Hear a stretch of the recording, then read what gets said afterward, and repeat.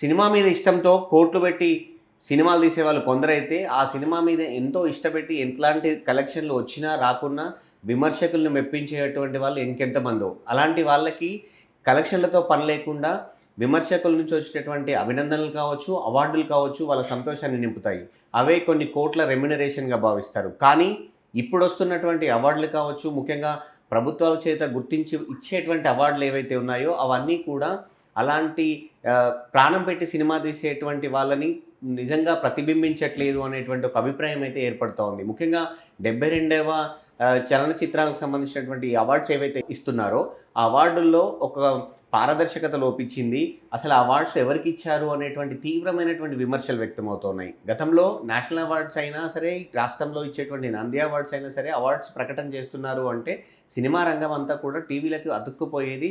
అసలు ఎవరికి రాబోతా ఉన్నాయని ఆసక్తిగా చూసేవారు. కానీ ఇప్పుడు అలాంటి పరిస్థితి లేదు. ఎందుకు అంటే కమర్షియల్ హంగులతోటి తెరకెక్కేటువంటి సినిమాలకి అవార్డ్స్ వస్తూ ఉంటే, నిజంగా సినిమాని నమ్ముకొని ప్రకృతిని, అందులోని వైవిధ్యాన్ని చూపించేటువంటి సినిమాలని కనీసం లెక్కలోకి కూడా తీసుకోవట్లేదు జ్యూరీ సభ్యులు అనేటువంటి విమర్శలు ఎన్నో. సో మాట్లాడదాం అట్లాంటి సినిమాలు అంటే 2024 సంవత్సరంలో వచ్చినటువంటి సినిమాలేవి, ఏ సినిమాలకు అవార్డులొచ్చాయి, ఏ సినిమాలు ఇంకా జ్యూరీ సభ్యులకు కనీసం కనపడలేదు, అసలు ఎందుకు వాటిని గుర్తించలేకపోయారు, వారి ప్రతిభను ఎందుకు అంత అవార్డుల రూపంలో వాళ్ళకు రాలేదు అనేది మాట్లాడదాం. మనతో పాటు సినిమా ఎడిటర్ అన్వర్ గారు ఉన్నారు. సార్ నమస్తే. ఇప్పుడు మనం ఓవరాల్‌గా ఈ అవార్డ్స్ చూస్తే అన్ని అవార్డ్స్ వచ్చాక ఒకే అభిప్రాయం వినబడుతోంది. ఏంటి అవార్డ్స్? అసలు జ్యూరీలు ఎవరున్నారు? ఎవరికి అవార్డ్స్ వచ్చాయి? అనేది ఒక అభిప్రాయం ఏర్పడుతోంది. నిజంగా అట్లాంటి పరిస్థితి ఉందంటారా? మీరన్నట్టు ఇదివరకు నేషనల్ అవార్డ్స్ అంటే విపరీతమైన క్రేజ్ ఉండేది. మా సినిమాకి నేషనల్ అవార్డ్ వచ్చిందనేది గర్వంగా చెప్పుకునేవాళ్ళు. రెండోది నేషనల్ అవార్డ్ వచ్చిన కొన్ని సినిమాల పేర్లు కూడా చాలామందికి తెలిసుండేవి కావు. అంటే ఏ గుజరాతీయో, ఏ మరాఠీయో చాలా చిన్న బడ్జెట్‌తో అసలు ఏ గుర్తింపు నోచుకోలేని కొన్ని సినిమాలు ఉండేవి. అసలు థియేటర్‌కి మహా అయితే 4, 5 థియేటర్‌లో రిలీజ్ అయ్యి వెళ్ళిపోయే సినిమాలు అవి. ఆహో! ఫలానా సినిమా అనేది వచ్చిందా? ఓహో! ఈ సినిమా ఉందా? అని వెతుక్కుని మరీ ఆ సినిమాని చూసేవాళ్ళం. అవార్డొచ్చింది. అవార్డు సినిమా అంటే అది ఖచ్చితంగా వేరే జోనర్‌లో వేరే ప్రపంచాన్ని చూపించే సినిమాలే అవి.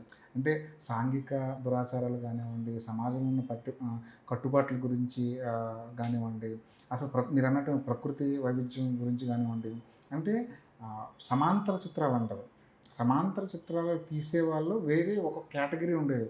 వాళ్ళ లక్ష్యం ఎప్పుడు కూడా అవార్డులు సాధించాలి, ఏదో ఒక మంచి విషయం చెప్పాలి. ఇదే లక్ష్యంతో చేసేవాళ్ళు. ప్రభుత్వాలు కూడా గుర్తించేవి. అసలు ఊరి పేరు ఒక్కోసారి నాకు ఉత్తమ నటుడు అని చెప్పి ఏదో ఆ పేరు చెప్తే ఆ పేరుతో ఒక నటుడు ఉన్న సంగతి కూడా మనకు చాలామంది తెలియదు. ఓహో! ఇలాంటి నటుడు ఉన్నాడా అని చెప్పేసి వాళ్ళ గురించి తెలుసుకునే ప్రయత్నం అయితే చేసేవాళ్ళు. కానీ క్రమక్రమంగా ఏమైపోయిందంటే అవార్డులు అనేది కమర్షియాలిటీని ఆ ముసుగు వేసుకున్నాయి. కమర్షియల్ సినిమాలకి అవార్డులు ఇచ్చే పరిస్థితిలోకి అవార్డులనే తీసుకెళ్ళిపోయారు. అది నంది దగ్గర నుంచి స్టార్ట్ అయ్యి జాతీయ అవార్డుల వరకు వెళ్ళిపోయింది. ఈ రోజుల్లో అవార్డు అంటే నేషనల్ అవార్డు అంటే దానికి ఒక పారామీటర్ కమర్షియల్ సినిమానే. కలెక్షన్లు, స్టార్డము, ఇవన్నీ లెక్కలో తీసుకుని కొన్ని ముందు నుంచి అవార్డులు అనేది చాలా గందరగోళమైన వ్యవహారం. అంటే లాబింగ్ చేయించుకోవాలి, అక్కడ పలుకుబడిని ఉపయోగించుకోవాలి, ఎవరు వాయిస్ ఎక్కువ ఉంటే వాళ్ళకే అవార్డులు, ఇలాంటి రకరకాల విమర్శలు ఉండేవి. ఇప్పుడు అవన్నీ ఓకే. ఇప్పుడు రెండో కేటగిరీ ఏంటంటే కమర్షియల్ సినిమాకి అవార్డులు రావడం వల్ల అసలు మీరన్నట్టు ఒక ప్యాషన్తో ఇండస్ట్రీకి వచ్చి ఒక మంచి విషయం చెప్పాలి, ఒక ఆర్టిస్టిక్ వేలో ఒక సినిమా తీయాలి అనుకునే వాళ్ళకి ప్రోత్సాహం లభించట్లేదు అన్నది 100కి 100 నిజం. ఈరోజు 72వ నేషనల్ అవార్డులు లిస్ట్ తీసుకుంటే అందులో మన తెలుగు సినిమా ఉంది, పేరున్న సినిమాలు ఉన్నాయి, అవార్డులు రావదగిన సినిమాలు కొన్ని ఉన్నాయి. కానీ చాలా డిబేట్ ఏం జరుగుతుందంటే రావాల్సిన సినిమాలు చాలా ఉన్నాయి కదా, వాళ్ళకి సరైన గుర్తింపు రాలేదు అన్నది డిబేట్ అయితే విపరీతంగా జరుగుతుంది. రాను ఇదే పరిస్థితి కొనసాగితే నేషనల్ అవార్డులకి వాల్యూ అనేది పూర్తిగా ఉండదేమో అన్న పూర్తిగా ఉండని ప్రమాదం కూడా ఉంది. సరే, హిందీ సినిమాలు, మిగతా భాషల సినిమాలు పక్కన పెడితే తెలుగుకి వచ్చేసరికి 2024 సంవత్సరంలో తెలుగులో వచ్చినటువంటి చాలా సినిమాలు కలెక్షన్ల పరంగా హిట్ అయిన సినిమాలున్నాయి. జనాల్ని అని ఆలోచింపజేసేటువంటి చిన్న సినిమాలు కూడా హిట్ అయినవి ఉన్నాయి. సో అందులో కూడా ముఖ్యంగా 'పుష్ప 2' అనేది వచ్చిన తర్వాత పుష్ప 2 చూసిన వాళ్ళందరూ ఏమనుకున్నారంటే సినిమా కథ ఏంటి, అసలు హీరో క్యారెక్టర్ ఏంటి అనేది పక్కన పెడితే అల్లు అర్జున్ నటన ఇరగదీశాడు. అవును. సో మొన్నటిసారి పుష్ప 1కి బెస్ట్ యాక్టర్ అవార్డు వచ్చింది. పుష్ప 2 కూడా మళ్ళీ వరుసగా ఇంకో అవార్డు కొట్టేశాడు అనుకున్నారు. కానీ ఆశ్చర్యకరంగా హీరోకి వస్తుంది అనుకున్న అవార్డు Best కమర్షియల్ screenplay. ఎలిమెంట్స్తో చూసి బెస్ట్ స్క్రీన్ ప్లేకి వెళ్ళిపోయింది. అవును. దాన్ని ఎట్లా చేస్తారు? అంటే యాక్చువల్గా ఇక్కడ రెండు ఉన్నాయండి. ఒకటి నామినేషన్లో అల్లు అర్జున్ పేరు కూడా ఉంది. అది ఎవరికైనా మా సినిమాకి అవార్డు రావాలనుకోవడం ఎవరికైనా అనిపిస్తుంది. సో అవార్డుల నామినేషన్లో అల్లు అర్జున్ పేరు ఉండగానే నాకు తెలిసి పుష్ప కన్నా పుష్ప 2లో అద్భుతంగా యాక్ట్ చేశాడు.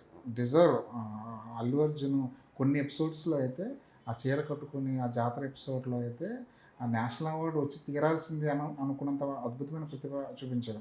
కానీ ఇప్పుడు ఆ పాత్రకి సంబంధించి ఇదివరకే నేషనల్ అవార్డు వచ్చేసింది. అవును. పుష్ప సినిమాలో నటనకు గాను బన్నీకి నేషనల్ అవార్డు రాకపోతే కనుక అప్పుడు ఏ కారణంతోన మిస్ అయితే కనుక పుష్ప 2లో ఖచ్చితంగా వచ్చేది. అంటే ఒకే క్యారెక్టర్కి 2 సార్లు అవార్డులు ఇవ్వడం కుదరదు కాబట్టి జ్యూరీ కూడా దాన్ని పక్కన పెట్టుంటుంది. అది 100% కరెక్ట్. రెండోది బెస్ట్ స్క్రీన్ ప్లే అవార్డు సుకుమార్కి ఇచ్చినప్పుడు చాలామంది సంతోషించారు. కొన్ని నెగిటివ్ కామెంట్లు కూడా విన్నాను. రెగ్యులర్ సినిమా కదా, కమర్షియల్ సినిమా కదా, ఎందుకు అవార్డు ఇచ్చారు అని. జ్యూరీ వాళ్ళ మైండ్ సెట్ ఎలా ఉంటుందంటే జనరంజకం అయిన సినిమాలకి ఎక్కువ ఇద్దాం ఈసారి అని వాళ్ళు ఫిక్స్ అయితే ఇలాంటి కేటగిరీల అవార్డులు కమర్షియల్ సినిమాలకి ఎక్కువ వెళ్ళిపోతుంది. అంటే ఇక్కడ ఒక మాట, పుష్ప 2 సినిమా అనగానే కలప అక్రమ రవాణా అనేది అదొక దొంగతనం, అది చట్టవిరుద్ధం. చట్టవిరుద్ధం అనేటువంటి ఒక కథని దాన్ని ఎలివేషన్ చేసి చూపించినటువంటి సినిమాగా జనరల్గా చాలామంది ఒప్పుకుంటారు, నిజమే కూడా. అలాంటి సినిమాకి జాతీయ అవార్డు కింద అదే ఒక స్క్రీన్ ప్లే కింద అయినా సరే అవార్డు రావడం అనేది సినిమాలాగా చూసినట్టు అనుకోవచ్చా, లేకపోతే అసలు ఇది దేని మెసేజ్ ఇచ్చినట్టు అనేది? చూస్తే national award best actor award Allu Arjun రానేకూడదు. అంటే జ్యూరీ మైండ్ సెట్ వేరే. అంటే సినిమాని వాళ్ళు సినిమాగానే చూసి దాన్ని ఒక కమర్షియల్ మ్యాటర్లో లెక్కేసి okay best actor, best hero కాదు, బెస్ట్ యాక్టర్ అంటే తనకిచ్చిన పాత్రకి 100% న్యాయం చేశాడు కాబట్టి సో అల్లు అర్జున్కి ఇచ్చారు. సో నిజంగానే ఇది ఒక విలన్ని ఎలివేట్ చేస్తున్న, ఒక చెడుని ఎలివేట్ చేస్తున్న సినిమా అనుకుంటే పుష్పకి ఆ రోజుల్లో నేషనల్ అవార్డు రానేకూడదు. సో అప్పుడు బన్నీకి ఇవ్వడం ఎంతవరకు న్యాయమో ఇప్పుడు సుకుమార్కి ఇవ్వడం కూడా అంతే న్యాయం. బెస్ట్ యాక్టర్ మీద విపరీతమైన చర్చ నడుస్తుంది. బెస్ట్ యాక్టర్ ఎవరికి ఇస్తే బాగుండేది అని చెప్పేసి. మమ్మూటికి బ్రహ్మయోగం సినిమాకి గాను మమ్మూటికి అవార్డు ఇచ్చారు. మమ్మూటి డిజర్వ్, దానిలో ఎలాంటి డౌట్ లేదు. బ్రహ్మయోగం చూసిన వాళ్ళందరూ ఆ రోజే అనుకున్నారు మమ్మూటి ఈసారి ఖచ్చితంగా. కానీ మమ్మూటికి ఇంతకుముందు అవార్డ్స్ వచ్చాయి. ఆయన కొత్తగా ఆయన నిరూపించుకోవాల్సింది ఏం లేదు. ఆయన భారత మొత్తం సినిమా ఇండస్ట్రీకి ఆయన పరిచయం, లెజెండ్. సో కానీ అదే భాష నుంచి, అదే మలయాళం భాష నుంచి ఇది గోట్ లైఫ్ అనే సినిమా వచ్చి ఆయన విమర్శకుల్ని మెప్పించినటువంటి సినిమా అది నటనలో. అంత వైవిధ్యం చూపిస్తూ. సో అట్లాంటి సినిమాకు కనీసం ఒక అవార్డు కూడా రాలేదు అనేటువంటి అసంతృప్తి కూడా అది చాలా ఆశ్చర్యకరమైన విషయం. ఇప్పుడు మీరు అన్నట్టు మమ్మూటి లాంటి యాక్టర్కి ప్రత్యేకంగా ఇప్పుడు తీసుకెళ్ళి ఇదిగోండి మీరు బెస్ట్ యాక్టర్ అని ఇప్పుడు చెప్పాల్సిన పని లేదు. ఎందుకంటే ఆయన ప్రూవ్డ్, ఆయన మూడు నేషనల్ అవార్డుల చేతిలో ఉన్న యాక్టర్కి కొత్తగా వచ్చేదేం లేదు. అలాంటి టైంలో ఒక కొత్త యాక్టర్కి, ఇప్పటివరకు రాని యాక్టర్కి తీసుకెళ్ళి నేషనల్ అవార్డు ఇస్తే ఈ తరానికి కొంచెం స్ఫూర్తివంతంగా ఉండేది. పైగా మమ్ముట్టి బ్రహ్మయుగం కోసం ఎంత కష్టపడ్డారో గోట్ లైఫ్ కోసం దానికన్నా ఎక్కువ కష్టపడ్డారు. ఒక వాస్తవికతను ప్రతిబింబించే పాత్ర చేసినారు కాబట్టి ఎక్కువ డిజర్వ్. పృథ్వీరాజ్ సుకుమార్ అన్న కూడా ఎక్కువ డిజర్వ్. కానీ ఇక్కడ రెండు కోణాలు ఉంటాయి. ఇప్పుడు ఉన్న వాళ్ళల్లో అంటే విక్రమ్ గట్టిగా పోటీ ఇచ్చాడు, పృథ్వీరాజ్ సుకుమార్ గట్టిగా పోటీ ఇచ్చాడు, తర్వాత మనం అనుకుంటే మమ్ముట్టి గారు పోటీలో వచ్చారు. ఇలాంటి ముగ్గురు పోటీలో విక్రమ్ ఆల్రెడీ నేషనల్ అవార్డు విన్నారు. సో విక్రమ్ని ఆ రకంగా పక్కన పెట్టారు అనుకుందాం. మమ్ముట్టి కూడా నేషనల్ అవార్డు అదే కదా. సో ఆయన కూడా పక్కన పెట్టాలి. ఇప్పుడు పృథ్వీరాజ్ ఇచ్చుంటే ఈ జనరేషన్ బాగుండేది. కానీ ఇక్కడ రెండు వాదనలు ఉంటాయి.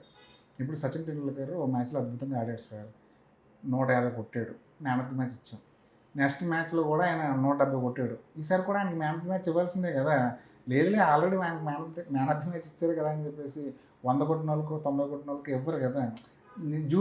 జ్యూరీ యొక్క అభిప్రాయం ఎలా ఉంటుంది, ఈసారి కూడా ఆయన వచ్చాడు కాబట్టి ఆయనకి ఇచ్చాం మేము అని చెప్పుకున్నారు. కానీ జ్యూరీ కూడా అంటే ఈ తరానికి కొంత స్ఫూర్తి ఇవ్వడానికి ప్రయత్నించాల్సింది.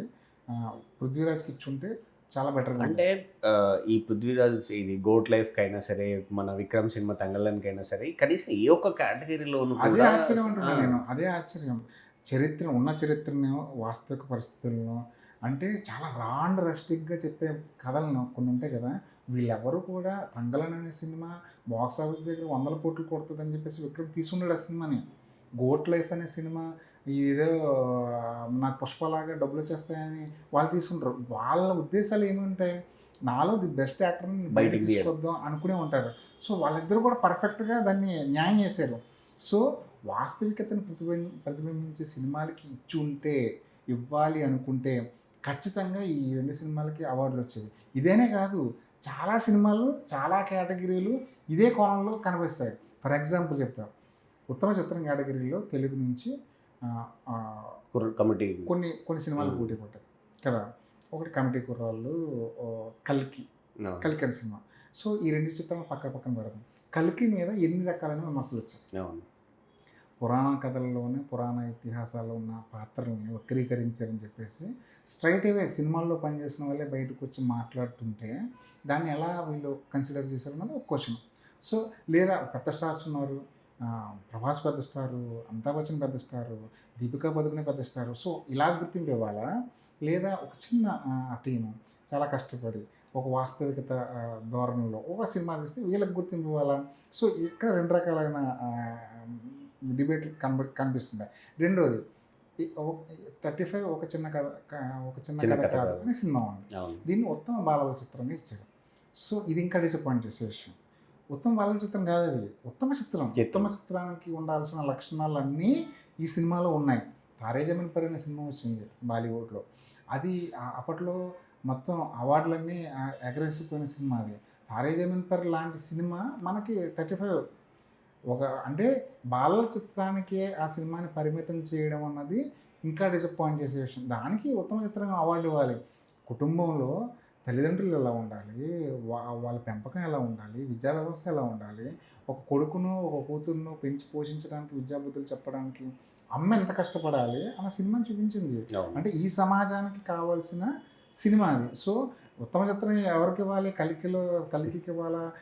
ఈ సినిమాకి ఇవ్వాలా? అంటే నాలాంటి వాళ్ళందరూ ఖచ్చితంగా ఈ 35 ఒక చిన్న కథ కాదు అనే సినిమాకి ఇవ్వాలనుకుంటారు. ఎందుకంటే కొన్ని విలువలతో తీసిన సినిమా. ఇది 'కల్కి' గొప్ప సినిమా కాదు అని నేను చెప్పట్లే. కానీ ఇలాంటి సినిమాకి 35 చిన్న సినిమా కాదనే సినిమాకి డబ్బులు రాలే. అది లాస్ట్ ప్రాజెక్ట్. అవును. పేరైతే వచ్చింది. పేరైతే వచ్చింది. కనీసం అవార్డులైనా ఇవ్వాలి కదా! ఇంత ప్రయత్నం చేసినందుకు. రేపు పొద్దున్న ఇలాంటి కథతో సినిమా తీయడానికి ఎవరు ముందుకొస్తారు? జనం చూడట్లేదు, ప్రభుత్వాలు చూడట్లేదు, అవార్డులు ఇవ్వట్లేదంటే ఎవరి కోసం సినిమాలు చేయాలి వాళ్ళు? ఎగ్జాక్ట్‌లీ. 35 చిన్న సినిమా కాదు అనే సినిమాలో నివేత చాలా బాగా యాక్ట్ చేసింది. అంటే ప్రాణం పెట్టేసింది. One of the best role. అంటే రైటింగ్ పరంగా కూడా మహిళలకి ఎక్కువ ప్రాధాన్యత ఇవ్వట్లేదు కథల్లో, స్త్రీ పాత్రలు సరిగ్గా పట్టించుకోవట్లేదు అనుకుంటున్న ఈ నేపథ్యంలో 35 చిన్న కథ కాదు అనే సినిమాలో నివేత చాలా అద్భుతంగా చేసింది. ఆ క్యారెక్టర్ రాసిన విధానం కూడా చాలా గొప్పగా ఉంటుంది. సో, ఆమె కూడా డిజర్వ్. పైగా ఈ తరం హీరోయిన్ల నుంచి వచ్చినటువంటి వాళ్ళు అమ్మ పాత్రను ఎట్లా పోషిస్తారో అనేటువంటిది అవును. అసలు చేస్తారా వీళ్ళు అనుకునే టైంలో నువ్వైతే చేసి చూపించింది. చేయరు. ఆ. ఒక హీరోయిన్‌గా ఎదగాలి, గ్లామర్ గ్లామర్ రోల్ రోల్‌లో చేయాలి అనుకున్న వల్ల ఆ క్యారెక్టర్ చేయరు. So, all of a sudden Yami Gautam తీసుకొచ్చి బెస్ట్ యాక్టర్ అంటే, ఈ ఇద్దరిని క్యారెక్టర్‌ని పక్కన పెట్టి ఎవరు బెస్ట్ యాక్టర్ అంటే జనాలు చెప్తారు. యామి గౌతమ్ కన్నా బెస్ట్ యాక్టర్ అంటే. ఈ విషయం జ్యూరీకి తెలియకపోవడం అన్నది ఇంకొక పెద్ద క్వశ్చన్. ఇక్కడ ఇంకొకటి ఉంది. కమర్షియల్‌గా చెడుని చూపించింది అనే పేరు కట్టుకున్నటువంటి 'పుష్ప 2'కి అవార్డు వచ్చింది. పురాణాలని వక్రీకరించారు అని చెప్పుకున్న 'కల్కికి' అవార్డు వచ్చింది. బ్యాంకులను ఎట్లా చేస్తారు అని చెప్పి చూపించినటువంటి 'లక్కీ భాస్కర్'కి డబ్బింగ్ ఫిలిం అయినా కూడా తెలుగులో అవార్డు వచ్చింది. కానీ ఇట్లాంటి చిన్న కథ కథ లాంటి సినిమాలకి మాత్రం తమిళ్లో కూడా తమిళ అవార్డులు, ఉత్తమ చిత్రంలో తమిళ కేటగిరీలో చూసుకున్నా కూడా కొన్ని సినిమాలకి అక్కడ అన్యాయం జరిగింది. ముఖ్యంగా సత్యం సుందరం అనే సినిమా. సత్యం సుందరం సినిమా అనేది ఒక క్లాసిక్. అవును. చాలా అద్భుతమైన ఎమోషన్స్‌ని చూపించిన సినిమా అది. దాంతో ఆ సినిమాకి అవార్డులు రాలేదు. ధనుష్ సినిమాకి 'రాయన్' అనే సినిమాకి అవార్డు వచ్చింది. అసలు 'రాయన్‌ని', 'సత్యం సుందరం' అనే సినిమాని పక్కన పెడితే ఏ సినిమాకి అవార్డులు ఇవ్వడానికి జనం ఈజీగా వేసేస్తారు. ఓహ్! 'సత్యం సుందరం'కి బెస్ట్ పిక్చర్ అవార్డు ఇవ్వాల్సిందే అని చెప్పేసి వాళ్ళే చెప్తారు. 'రాయన్' సినిమాకి రావడం కూడా తమిళ్‌లో కూడా తీవ్రమైన అసంతృప్తి వ్యక్తమవుతుంది. కానీ అంటే సినిమాలన్నీ కూడా నేను అదే అంటున్నాను. ఈ రాంగ్ తర్వాత మెసేజ్. ఇంకోటి మర్చిపోయాను. విజయ్ సేతుపతి సినిమా 'మహారాజా'. అవును. 'మహారాజా' స్క్రీన్ ప్లే అద్భుతంగా ఉంటుంది. చాలా మంచి సినిమా 'మహారాజా' అనేది. ఈ మధ్య కాలంలో అంటే ఒక 5, 6 ఏళ్లలో తమిళం నుంచి వచ్చిన బెస్ట్ సినిమాల్లో అదొకటి 'మహారాజా' అనే సినిమా. 'మహారాజా' అనే సినిమాని అసలు పట్టించుకోకపోవడం ఇంకొంచెం ఆశ్చర్యాన్ని కలిగించింది నాకు. ఒక అభిప్రాయం అనేది బలపడుతూ వస్తుంది. జ్యూరీ యాస్ నేషనల్ అవార్డ్స్ అనే చర్చ వచ్చినప్పుడు ఖచ్చితంగా మన గవర్నమెంట్‌లో మనకు తెలిసిన వాళ్ళు ఎవరున్నారు? లేదు అంటే జ్యూరీలో మనకు తెలిసిన వాళ్ళు ఎవరున్నారు? ఎవరు చెప్తే పని అయితది? సో, ఇట్లాంటి అనేది కూడా ఒక స్టేటస్ సింబల్ కోసం ఒక అవార్డ్ తెచ్చుకోవడానికి కోసం అనేది ఒక విమర్శలైతే చాలా ఉన్న సందర్భంలో కమర్షియల్ సినిమాలకి అవార్డులొచ్చి ప్రజలతోటి అభిమానం పొందినటువంటి సినిమాలను అనేటివి వాటికి అసలు కనీసం కన్సిడర్ చేయకపోతే ఈ అవార్డుల మీద అసలు ఇంకా రాబోయే రోజులలో అంత ఖచ్చితంగా ఉండదు. ఇప్పటికే అవార్డుల మీద వ్యామోహం తగ్గింది. దాని మీద దృష్టి తగ్గింది. ప్రజలు కూడా దాన్ని చాలా లైటర్ వేలో తీసుకున్నారు. ఎప్పుడైతే కమర్షియల్ సినిమాలకు అవార్డులు ఇవ్వడం మొదలెట్టారో అప్పటి నుంచి అవార్డుల మీద, అవార్డుల వ్యవస్థ మీద, జ్యూరీ మీద అందరికీ నమ్మకాలు అవన్నీ సన్నగిల్లుతున్నాయి. జనాల అభిప్రాయాలను పక్కన పెడితే ఇప్పుడు ఏదో ఒక మంచి విషయం చెప్దాం, ఒక నమ్మిన విషయం చెప్దాం, నిజాయితీగా ఒక ప్రయత్నం చేద్దాం అనుకుంటున్న రేపటి తరం దర్శకులకి, రేపటి తరం యాక్టర్లకి, రేపటి తరం నిర్మాతలకి ఇది తీరని అన్యాయం జరిగినట్టే. ఎందుకంటే ఒక సినిమాకి కమర్షియల్ ఇప్పుడు 'పుష్ప' లాంటి సినిమా తీసినప్పుడు అవార్డు బేస్డ్‌గా నాకు ఈ సినిమాకి అవార్డు రావాలని ఎవ్వరూ అనుకోరు. బాక్స్ ఆఫీస్ దగ్గర కలెక్షన్లు ఎంత వచ్చినాయి, బయ్యర్లు బయటపడ్డారా, ఫ్యాన్స్ ఆనందంగా ఉన్నారా, ఇవే లెక్కలు చూసుకుంటారు. కానీ 35 ఒక చిన్న కథ కాదు లాంటి సినిమా తీసిన ఏ ప్రొడ్యూసర్ అయినా, ఏ దర్శకుడైనా ఈ సినిమాకి అవార్డులు వస్తే బాగుంటుంది, ఒక మంచి ప్రయత్నం జనాల్లోకి వెళ్తుంది కదా అని ఒక చిన్న ఆశ అయితే వాళ్ళకు ఉంటుంది. అలాంటి ఆశల్ని చంపేసే ప్రమాదం అయితే కనిపిస్తుంది. ముఖ్యంగా నిజాయితీగా తీసే ప్రయత్నాలకైతే అన్యాయం జరుగుతుంది. ఇదివరకు అని కాదు, ప్రైవేట్ అవార్డులు కొన్ని ఎలా జరుగుతుందో తెలుసా? ప్రైవేట్ అవార్డులు వ్యవహారం వాళ్ళు ఒక లిస్ట్ వేసుకుంటారు. ఈ ఈ ఇయర్ 10 సినిమాలు, ఈ 10 సినిమాలు ఒక లిస్ట్ వేసుకుంటారు. మనం ఫోన్ చేస్తే అవార్డు తీసుకోవడానికి ఎవరు వస్తారు, వాళ్ళకే అవార్డులు ఇస్తారు.